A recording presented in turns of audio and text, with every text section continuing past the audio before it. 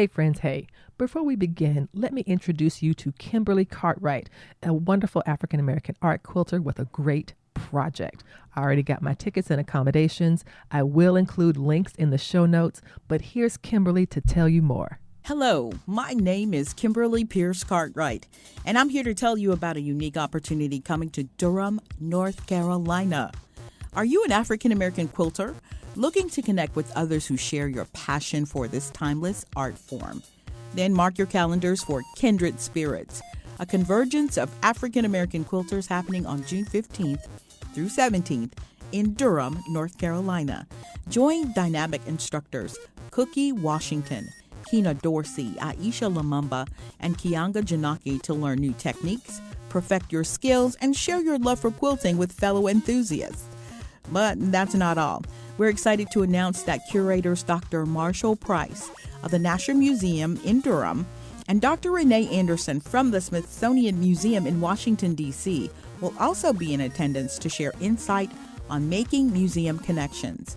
Don't miss out on this opportunity to connect with like-minded quilters, learn from top-notch instructors, and deepen your appreciation for this beautiful art form. Register today. Go to rcwms.org. I'll repeat, go to rcwms.org and scroll down to events to register.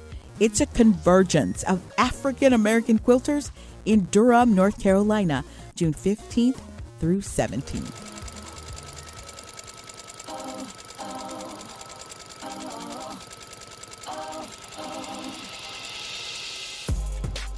Hello, Stitchers. Welcome to Stitch Please, the official podcast of Black Women Stitch, the sewing group where Black Lives Matter. I'm your host, Lisa Woolfork. I'm a fourth-generation sewing enthusiast with more than 20 years of sewing experience. I am looking forward to today's conversation, so sit back, relax, and get ready to get your stitch together. Hello, everybody, and welcome to the Stitch Please podcast. And as I say every week, this is a very special episode because this episode happens to be published during a time when I can really help you get your stitch together. And that is by introducing you to none other than Danielle Pierce, the proprietor of African Stretch Fabrics. That's right, African Stretch Fabrics. Welcome, Danielle. Thank you so much for being here for the Stitch Please podcast. And you have a pre-order coming up. And when I saw that, I was like, people must know. People must know. And so, because I want to know and I don't want to hoard the knowledge. So welcome, Danielle Pierce. Thank you so much for being with us today. Before we jump into how much we are loving your African stretch fabric, can you talk about your sewing story? What is your relationship to sewing, needle arts, etc.? How did that get going for you? Okay, well, hey, Lisa, thank you for inviting me onto the podcast. So my sewing story starts, if you want to go back about 100 years. Okay, girl. So my granddad, Yes. yeah. Yes, tell a story, please. So in 1924, so 99 years ago, my granddad opened his first tailor shop in Arkansas. And, I'm from Memphis. So when my granddad had his tailor shop, all my uncles worked at the tailor shop with him. He was hiring for he needed a new seamstress, and my mom came in to apply for the job where she met my dad. So, yeah. So my family, I've been around sewing my entire life. Yeah. That is a beautiful story. Listen, Danielle, people have been telling me, because I have a sewing podcast and people who love to sew, girl, I've been sewing forever. I've been sewing since, me and the Lord was walking together to the Joannes. I've been sewing since the ancient days. Listen, the idea that your mama met your daddy at your grandfather's tailor shop meant that you were indeed framed and stitched in love before you even arrived. Mhm. This is so beautiful. Yeah. Oh my goodness. So tell me I can of course people get born into all manner of families, like some families are, Mhm. maybe they're really religious. They're very churchy or, they really love art. And so everyone Mhm. has to learn to draw or learn to visit galleries. Some people are really into sports, so if you're a sports fan, you buy these little, sport type things for your children. Look at me trying to talk about sports. I sound like someone who really doesn't like sports. It's like, that ball with the foot and the soccer and the, numbers on the back, people that like sports, but you were able to be born into a family where the needle arts was really significant. And I think it's delightful and so powerful that your grandfather had a tailor Oh, yeah. shop to be a Black man owning a shop like Mhm. that in Arkansas, being able to have his own business and support support his family, support the community. That is incredible. That's real. Do you have any archives from that time, like any like newspaper ads or any Oh, records or anything like that? there are, when my granddad, moved to Memphis, that's where, everything, kind of where the family was and everything. He moved to Main Street in Memphis. And back then that was like a big deal. Okay. Like there were no Black people On with businesses on Main Street. Mhm. And so I have this picture. Oh, I wish I had it up, but I'll send it to you after Please, this. please But do. it's a picture of a protest in 1968 in front of his tailor shop on Main Street. And it's a black and white picture, and I love it. It's like my favorite thing. It was like a group of Black men, and they're like linked arms Oh together. my gosh. And I don't know what it was, but like we have that picture, and it says, Pierce on Main Tailor Shop in the background. But you don't know why they were gathered, what the occasion No, was. I need to do Please, some research and figure out what was happening that day. please do that research. Please. And it might just be asking your mother your parents what they might remember, or uncles what they might remember, or Mhm. even like digging into the Google newspaper database that has old Ooh. newspapers. So you can go to something called Hmm. Nexus Lexis. It's a database for legal scholars, but it also includes tons of archived newspapers, major newspapers, small town newspapers. So there's lots of ways you can search newspapers to find information, because the fact that you have a photo means that somebody took that. And I think Mhm. and it might be the case that something happened around that time, and that your grandfather's tailor shop provided that space on Main Street where there were no other Black businesses for Black people to be and to demand. I think that's amazing. I cannot wait to hear what you do. Tell me about it next week. So, um, you see Okay. how you see how I just slid an assignment real quick, and I'm like, okay, I'm gonna send you some more resources, and we're gonna get to the bottom of this. And so you grew Mhm. up with with this kind of um that sewing was always something that was around, and that sewing was something that you could Mhm. do to sustain your livelihood. That this could be like a family Yeah. business. So tell us about Mhm. like what that was like. Like, did you sew at an early age? Did you pick up the needle and thread at an early age as well? So I started sewing around 9, just doing like little stitches, just playing around. I got probably when I was 12, I got a little sewing machine, and it was one of the ones that like there was no bobbin. So it was like this cute little pink machine, but it's just got a top thread. So once you like take your fabric off and you pull the thread, it'll just come right off. So I was like, no, I Wow. need a real sewing machine. What I was don't know that what this little kitty for? toy is. It was a toy. I It don't was even like know. it's kinda It was like, a why would toy. Yeah. it was a toy, and it was a toy, and it was a prank. Yeah. For you to give you Yeah. a And sewing machine with no bobbin, like, they did not this was not meant to actually put 2 pieces of thing together. Like, what is this machine with right. just the needle? What? It was weird. I probably picked it because it was pink, and that sold me. But yeah. Like, it was cute, So but it don't sew. yeah.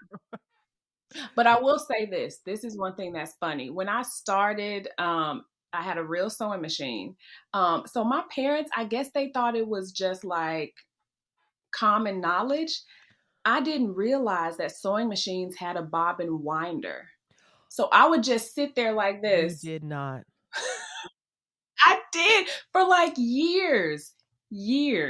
Girl, I thought you were about to Like, say my first week of sewing out, my mom or dad came into the kitchen and saw me hand winding the bobbin, and they were like, "Oh no, hold on."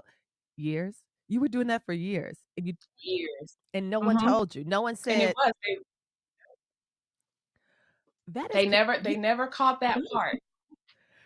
so you would wind full bobbins for your projects by hand often. Yep.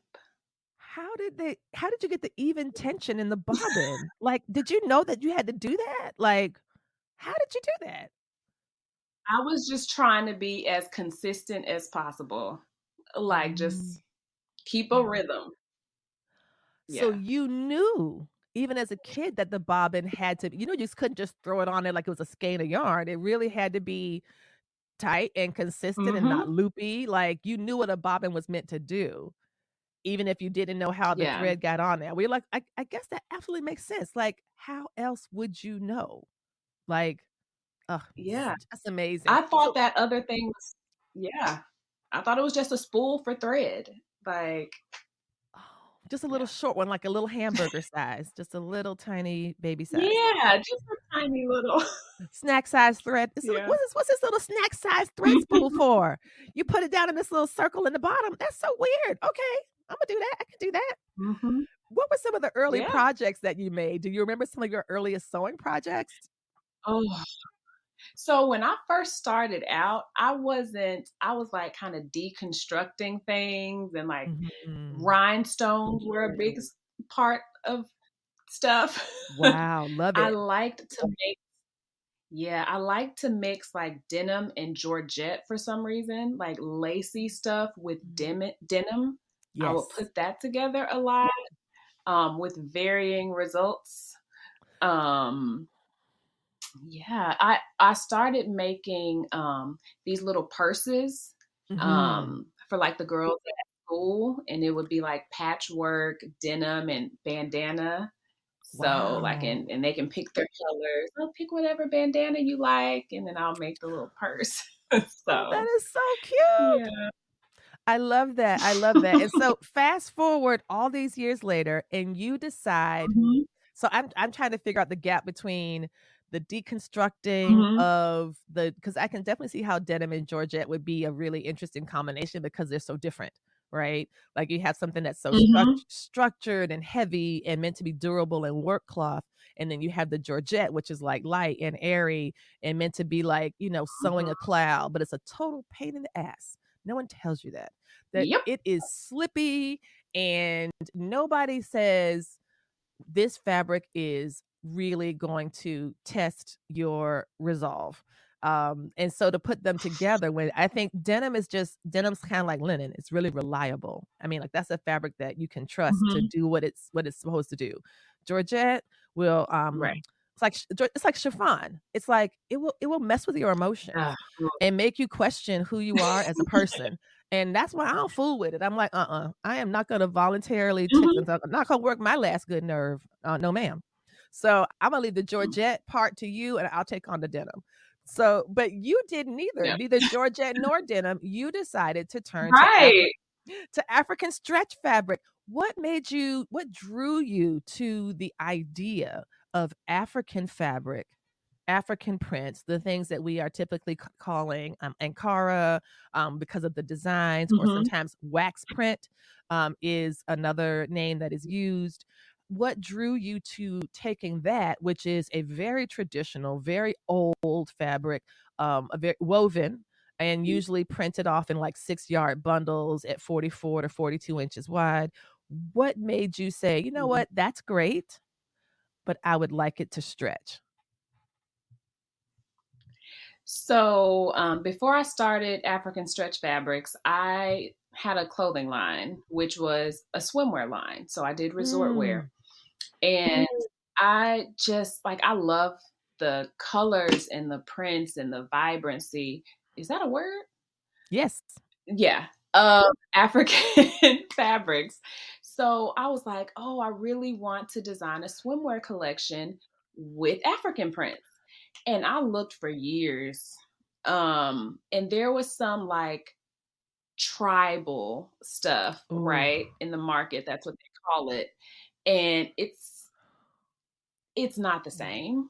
Wow. And so I finally I found, this was probably, actually, let me tell you this little side story. So I wanted to design a dashiki swimsuit. And I was like, look, I'm not using it. I'm just not doing it. So I found these dresses on eBay or something.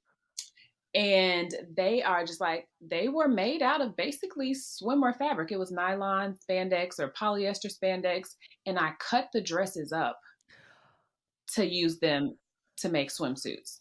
Wow. And that was probably my most popular collection. And yeah, that's when I first started getting knockoffs of my designs. So Amazon, Wish, Shein, they were copying my dashiki swimsuits. Wow. Mass producing $6 a piece. Oh my gosh. Oh, what a so theft. Yeah. Theft. Mm-hmm. And I know they say Yep. fashion is theft and everyone steals in fashion. I don't believe it. And well, I do believe it. I think lots of people do steal, but it doesn't mean that it is an okay thing to do, especially to a small Black business that has decided to figure out this thing with very limited resources and says, "Oh, look at these African print dresses or dashiki print dresses that I've seen on eBay. I will take these because they're the right fabric, and I will use this as the fabric." And then the big guys come in. I mean, Amazon, Wish, and doesn't Shein do like 100 garments a week or something? Like they're always pushing out stuff. Oh yeah. Wow. So that must have been, well, tell me what that was like. I mean, I can't, tell me what that was like to see the thing that I was mad. that you worked hard for and that you kind of put your ingenuity behind to figure out how to make work. And then 3 big companies come in and they're like, okay, that's cute. Steal. I was mad. I was big mad. At first I started to flag and report the listings. So Amazon, they did take some down because they were using my actual pictures. So I model a lot of my own stuff. So they just grabbed the picture off Etsy and you can see my face and everything in the background and everything. And I'm just wow. So yeah. And it was just, people kept sending me hey, this is your swimsuit on this random website. I'm like, oh crap, another one. Wow. So I was upset and I flagged them and reported them as much as possible. And I was like, you know what? I'm not even gonna bother. I can't. Right, because it'll be endless. And I had to take comfort in the fact that, okay, they're stealing my design, but they're not necessarily stealing my customer. Because the person who's buying this is not my people. So, right. But I tell you what really hurt. So one of my Facebook friends, she posted some swimsuits that she ordered from, some swimsuits that she bought online for her vacation. No, and I saw one of them. And I just messaged her and I was like, where'd you get that yellow dashiki swimsuit? And she's like, oh, Amazon. And I didn't even say anything. Did she know that you I didn't say anything. Did she Did she know that you were a designer? Did she know that you sewed? Did she know that you had a clothing line? Did she know any Oh, of these yeah. things? Yeah, we did fashion shows together. So she knew. Now, maybe she didn't know that that specific design was mine, but she knew I was Wow. a swimwear designer. And But I she was would like, listen. it's not from. Oh, that is heartbreaking. So, It is heartbreaking, and it is hard to remember that what is for you will not miss you. It is hard right. to it's true. It is very true. It Mm, remains true, but sometimes it doesn't feel that way.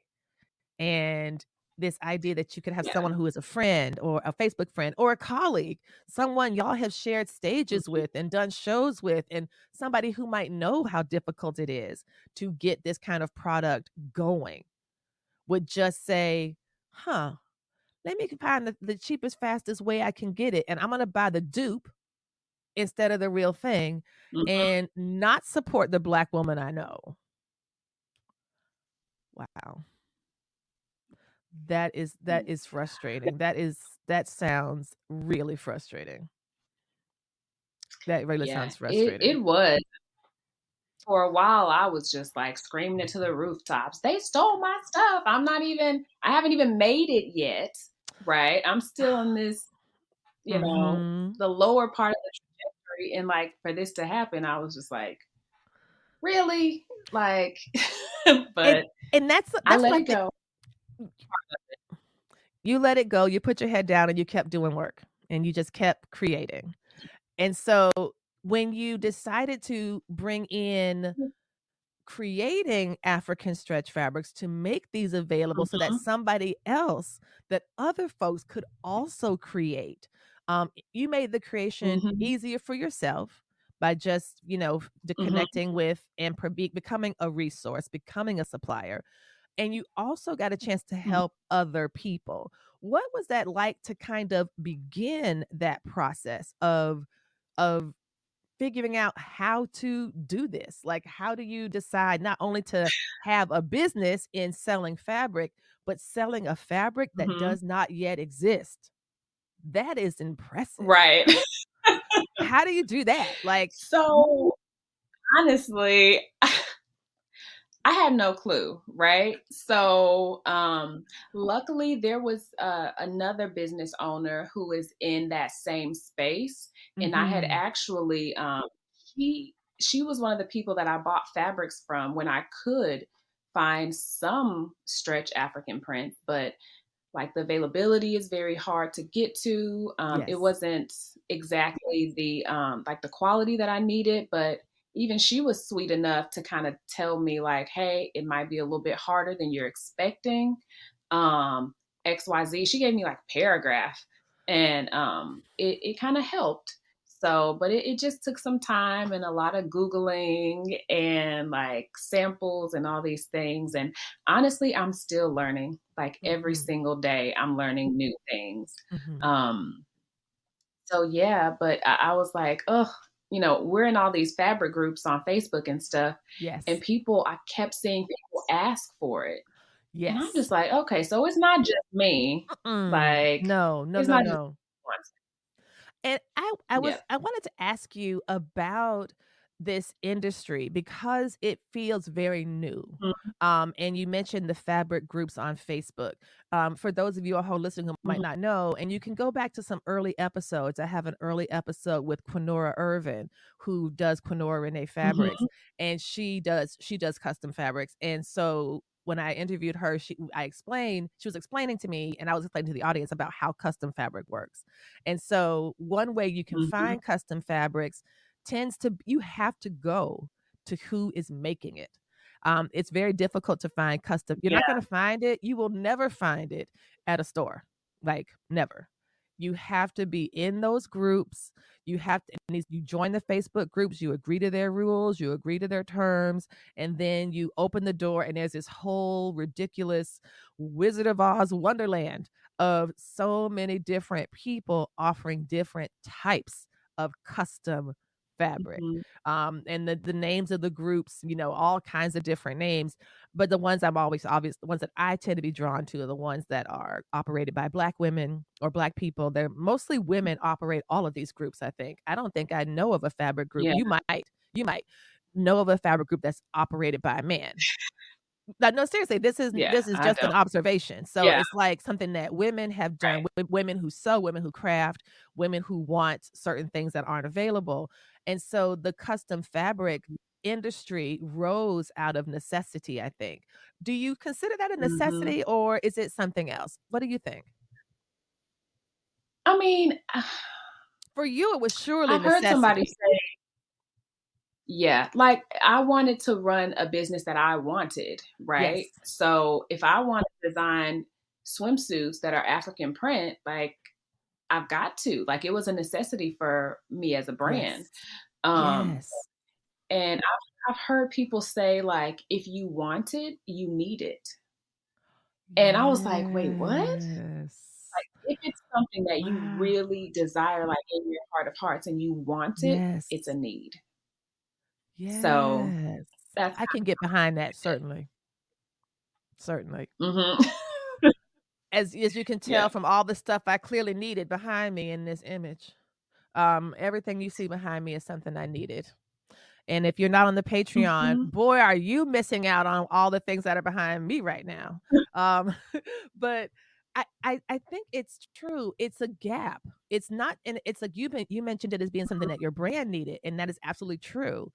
In addition, even for folks who don't have a brand, it is there are folks who Hmm. want to have representation. They want to be able to wear things that reflect them. And if you like to sew with Hmm. knits like I do, you can't knits do Right. not work in the same way as wovens. You cannot make a swimsuit out of a cotton woven fabric. That's just not a Yeah. thing you would want to do. And so you either say, I will never have an Ankara print swimsuit, or you do as you did and you find where that fabric is, whether it is on a dress that might already exist and you have to buy some of those to deconstruct, or you ask the difficult questions and you get some support along the way and you figure out how to create this. Now, when you started your business, I think you launched with Mhm. with a Kickstarter. Can you talk about the Kickstarter Mhm. process and how that worked? Yes. So I started first kind of dabbling and thinking about African stretch fabrics in like 2018. So I did, a couple of prints here and there, but I really relaunched in 2020. And I was familiar with Kickstarter just because I have friends that have done well on it. Mhm. And it's basically a crowdfunding platform. So, so if you have an idea, you want to create something new, people can make a pledge towards your cause or your project, and then in return, you give them something, a reward. So my project was, hey, I want to bring some African stretch fabrics to the world because XYZ, and I told them my story, and the rewards are just the fabric because that's what people wanted. That's right. And I think my goal was maybe it was pretty low. It was like 2,700 or something. And Okay. I did 6,000 something. So I Oh, almost tripled it. wonderful. So it was really good. It did help that I already had a small community because I had Yes. started, dabbling a couple years prior. So I had a Mhm. small email list. I had my Facebook. Actually, I don't know if I had my Facebook group quite yet at Okay. that time, Okay. but I did access to a community. So Yes. that helped a lot. I think if you have an idea in fashion or fabric, anything like that, I think Kickstarter is a good way to go, especially if you don't have the startup capital. You got to know it's something that people want, even Yes. if it's just like a small group of people, your friends and family. But most of my supporters for my Kickstarter campaign, I had a couple of people that I knew, but for the most part, it was strangers, People that wanted or the people that fabric. had some, right. So, and luckily we talked about Facebook groups. There's all these different sewing groups, and I had people that were like singing my praises, like, hey, go get this. Like, can you believe there's going to be stretched African fabrics? So I had Yes. support from other Facebook that weren't mine. So, it was pretty good. It is a process because you've got to get approved and you've got to have a good video and you have to explain things in a way that make people trust you and trust that you can get the, project done. Yes. So, yes. Yeah. I love that. I think that is it's a great reminder that we don't have to do it alone, especially for your work, because the garments and things that are possible through African stretch fabrics, I think, are just incredibly unique. And even now, although you've been in business for these 3 years, full time, kind of focusing on the African stretch, it's still not easy to find a fabric that will do what this lovely dress is doing. And if you are a Patreon supporter, you are looking right now at a beautiful high-necked, sleeveless, like a raglan cut swing dress that I'm trying to call you Danielle, that Danielle is, I don't know why, that Danielle is modeling with such beauty. Can you talk about this piece? And what's funny? I have this one. I have this exact one. And yeah. I have that exact one. And I think I bought, at one of your last sales, a scrap bag, or it was like a bunch of, strips. Oh yeah. And so I used it to make boxer briefs for my spouse. Ooh. So yeah, I love this. It's a pattern called the Men's Gable Brief by Made for Mermaids. And it's I did a sew along with Julian on TikTok, Julian Collins from Bernina and Julian Creates. He and I did a sew along on TikTok for the Black Sewing Network last month. And this was the fabric that I was using for mine. So it was really a fun project. But this is lovely. Talk about this dress, and what is this fabric base? So actually, this is the thing. So that fabric is actually a traditional regular cotton. Really? Oh my gosh. Mm-hmm. It looks amazing. Yeah.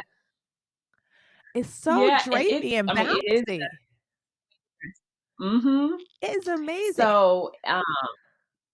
So when I found this dress, like, I am in love with this dress, and it really has nice. Pockets, of course.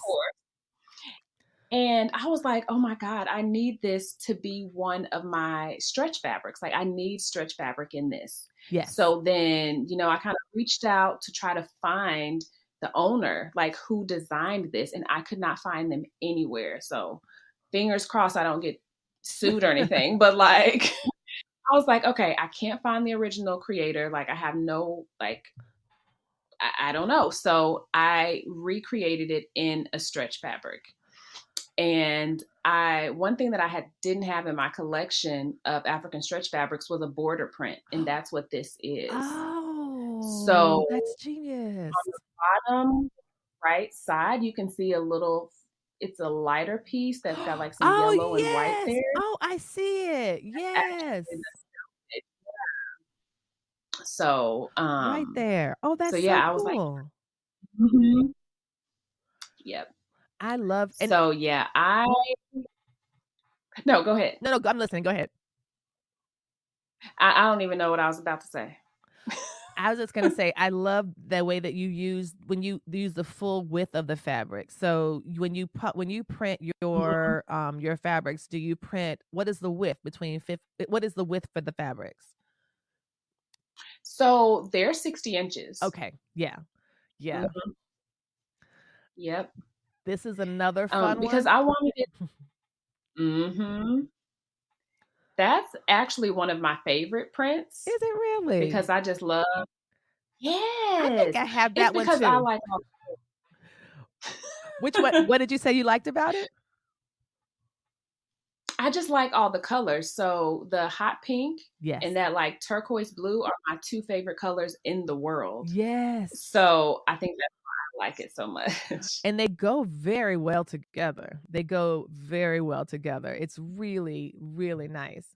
I think that's so great. And this was another one that I really liked. This one, with the peplum. That's another really great top. So I love a peplum.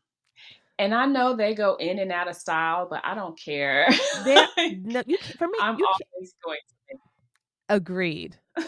Agreed. There's something about it that I find so like fun and flirty and all of these like fun, flirty, feminine, etc. kind of things. But it can also dress up. You can wear it with jeans. You can wear it with a straight black skirt and it becomes more formal. You can throw a jacket on and then it's like some more levels to the cuteness. So I think that's really that's just so fantastic. So previously you had offered, so now you have a new base. And for those who are bases, when we're talking about base, BASE, we're talking about the fabric on which it is printed. And typically wax print fabrics are printed on woven fabrics. And what Danielle has created are African prints printed on 60-inch wide fabrics that have lots of stretch, in order to be used for swimwear, leggings, undergarments, bras, tank tops, dresses, all the different things. What was the first set of bases you offered? So you've got the Kickstarter, you're getting, funds are coming in, you're ready to place your order. How do you decide what bases to use for the first round? So for the first round, pretty much from the beginning to now, the only base I've had is what I call our performance nylon. And I chose that because I felt like it would be the most versatile. So you can use it for swimwear and activewear, but you can also make tops out of it and leggings and all types of things. But just over the years, people have been asking for cotton spandex. Just like you said, like after the swimsuit fabrics, cotton spandex is my favorite. So I completely understand. And it is performance nylon. It has things that you don't necessarily need in everyday clothing. Yes. So it's heavier. It's, moisture wicking, things like that. But cotton spandex is more breathable. Yes. It's natural, right? So a lot of people, they prefer that. So that's why I'm like, okay, guys, I'm finally gonna do it. I'm running into some hurdles, which is why it's taken so long. Yes. But finally it's here. So listen, I'm excited. It is worth the wait. We have not had it forever. So anytime it takes you, it's sooner than we would have had it. I think that's something I would invite you to. No, seriously, it's something I would invite you to remind yourself of. You are not on anybody else's timeline. You are on Danielle Pierce's timeline. And so when you say, oh no, I feel like I'm behind and people have been, this is what's taking so long. Where's the hurry? Because whenever it comes, it will be happily received and enjoyed. And I'm pretty sure you seem like the type of person who would rather have it right than have it fast. Yes. Which Absolutely. which as a customer, I appreciate. I do not mind waiting. And that's the thing that, for those of us who do buy custom knit fabrics, it's always a wait. Like, unless there's a retail round and that has already happened, you're going to pay your money. It's going to take a minimum. I don't know anyone who has faster than 6 weeks. I don't know anyone. I've never gotten it in 6 weeks. It's always been closer to between 8 and 12. So you're going to shoot, girl. Sometimes I be buying shit and it show up to the house and I'm like, for me? My name is on this. Who bought this for me? Let me open and see what's in. Yay! I'm telling you, I be for real, legit surprised and grateful to past Lisa for the choices she made for me in today. So that is how long that's how long it takes for the fabric to come. But I am very Mhm. eager. I am very eager for the cotton lycra for the reasons you described. Like that's like my favorite fabric. I have a friend who loves denim and linen. I have a friend who loves Ponte. That's her jam. I have a friend who double brush poly is their love language. And for me, it is cotton lycra. There is something about that snap, that recovery that I appreciate, and the way that it like helps. Well, I don't say helps, but the way that it supports my body, my Mhm. lifestyle, the things I want to do, the fact that I can make a little, wiggle dress out of it, or a fast tail girl dress out of it, or some leggings or whatever, and then have stuff left over for a sports bra or a pair of, boxers for the boys or a pair of undies for myself or whatever. Like that is one of the most versatile fabrics, I think. So I'm really excited Mhm. for this. And so tell us about the offering. Tell us about when we should sign up. How can we sign up? What are the prices? How can we participate in this wonderful thing that's happening? Okay. So the pre-sale actually started today. It started this morning. Okay, and this morning, so the Um, pre-sale started, everybody, on May 9th, and this episode is going to yes. drop on May 17th. So today is May 17th. Mhm. A week ago, this dropped. Don't you wish you time traveled so that you could go back in time? But you don't have to, because guess what? It's still open. So it started Yes. on May 9th and it goes until Mhm. when does May it? 23rd. May 23rd, May y'all. 23rd. May 23rd, y'all, is this coming let's see, the 23rd. Look at me. I'm trying not to panic. So we have like we have 10 days. 10 days? 13 days. How many days? What's yeah.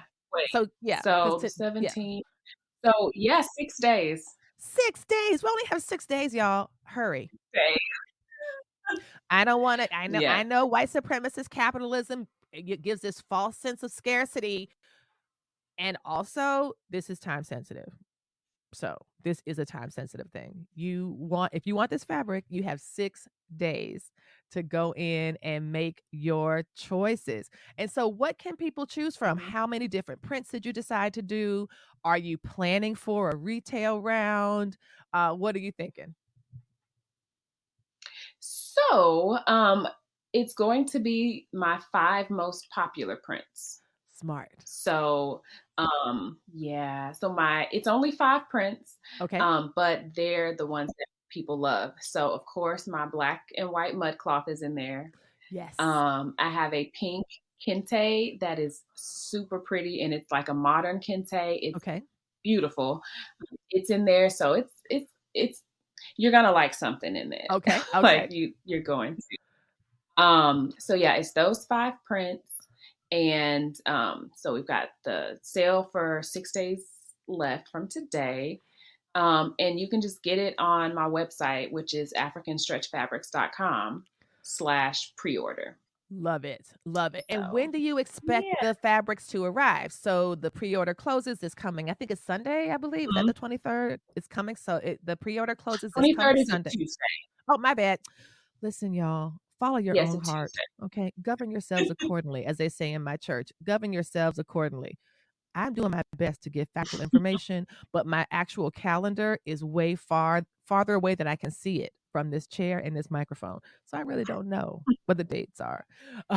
But there It's are, okay. yes. Oh, that's right, because the episode comes out on Wednesday. 6 days away would be almost a whole week. So before the next Mhm, episode, I will want to have my fabric, because today is Wednesday and in 6 days it'll be Tuesday, and that'll be the absolute mhm. last day to get your fabric pre-ordered.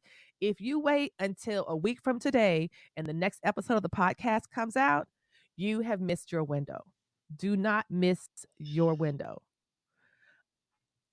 And when you And I am hoping oh, I was gonna say I am hoping to have some left for retail, but I'm doing something new this time, and okay, this is actually a capsule collection. a capsule So, collection. um, So usually what I've been doing is once I have a print, that print just stays. Okay. Right. So if I create something new, it just stays and it just builds up the amount of prints that I offer.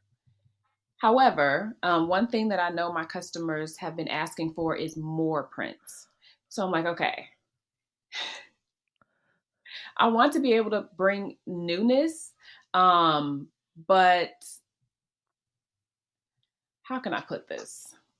There are some prints that are not popular. They're just not. Yes. And I'm just like, I don't want to have a print just for the sake of having a print. Right. So I'm thinking about doing the concept of capsule collection. So if this collection comes out for summer 2023, it may not be, forever.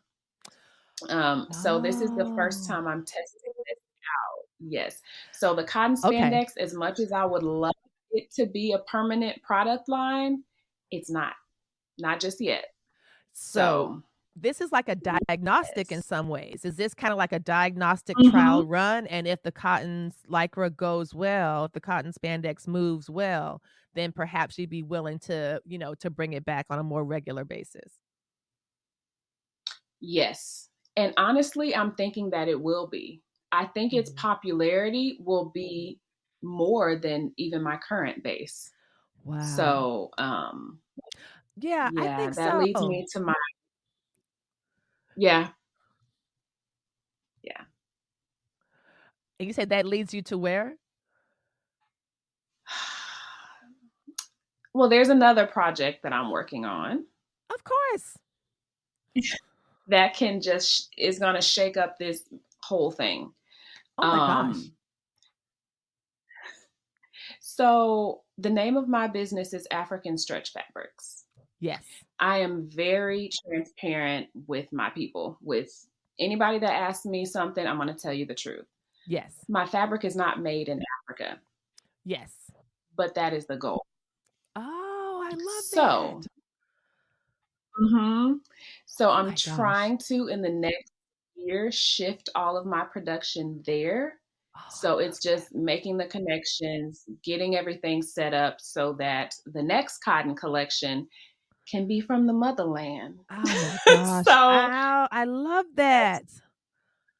Oh my gosh. Yeah. That is exciting. And then that's like reinvesting back, all of those resources being invested for manufacture back into the continent. Absolutely. That's fantastic. I'm really excited for that. That's a great development. Good for you. I really appreciate that you considering the supply chain as something that every point could be improved or could be made to be more Black, like I just want to, you said you just want to kind of keep that going. I love that. That's wonderful. Danielle, I can't believe it. We're at the end of our time. And now I get to ask you the question that I ask everybody when I close the Stitch Please podcast episodes. The slogan of the Stitch Please podcast is that we will help you get your stitch together. Danielle Pierce, proprietor of African Stretch Fabric. What advice do you have for our listeners to help us get our stitch together?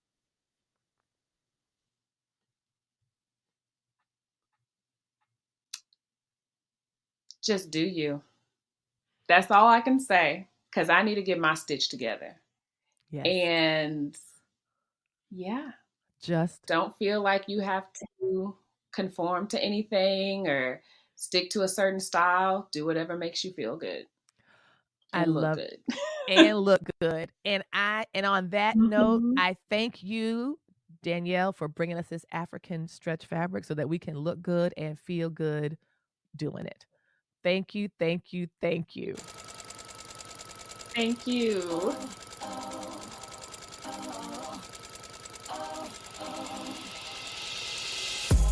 You've been listening to Stitch Please, the official podcast of Black Women Stitch, the sewing group where Black Lives Matter. We appreciate you joining us this week and every week for stories that center Black women, girls, and femmes in sewing. We invite you to join the Black Women Stitch Patreon community with giving levels beginning at $5 a month. Your contributions help us bring the Stitch Please podcast to you every week. Thank you for listening. Thank you for your support. and come back next week and we'll help you get your stitch together.